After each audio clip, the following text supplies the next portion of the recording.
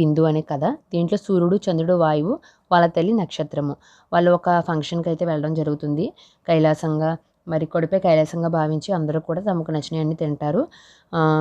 అయితే ఇక్కడ మనం చూసినట్టయితే సూర్యుడు, వాయువు వడ్డించిందల్లా తింటారు. చంద్రుడు మాత్రం తల్లిని మర్చిపోకుండా కొంత తల్లికి తీసుకొస్తారనమాట. అప్పుడు తన తల్లి అడిగినప్పుడు సూర్యుడు, వాయువు అయితే మరి మేమేమి తేలేదమ్మా నువ్వు గుర్తు రాలేదంటే చంద్రుడు మాత్రం తనకు తెచ్చినయన్నీ తన తల్లి అయినటువంటి నక్షత్రానికి ఇవ్వడం జరుగుతుంది.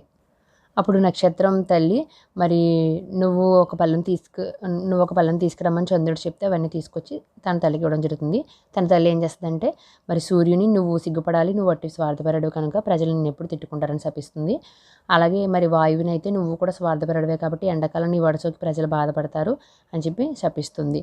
అయితే మరి ఇక్కడ చంద్రుడు తన తల్లిని మర్చిపోలేదు కాబట్టి నువ్వు చల్లగా ఉంటావు, నీ కిరణాలు ప్రజలకు హాయినిస్తాయని చెప్పి చెప్తే కవి వచ్చేసి సోదం రామ్మోహన్, పత్రికా రచయిత, పలు రచనలు అనువాదాలు చేశారు, నిఘంటు నిర్మాణం కూడా చేశారు.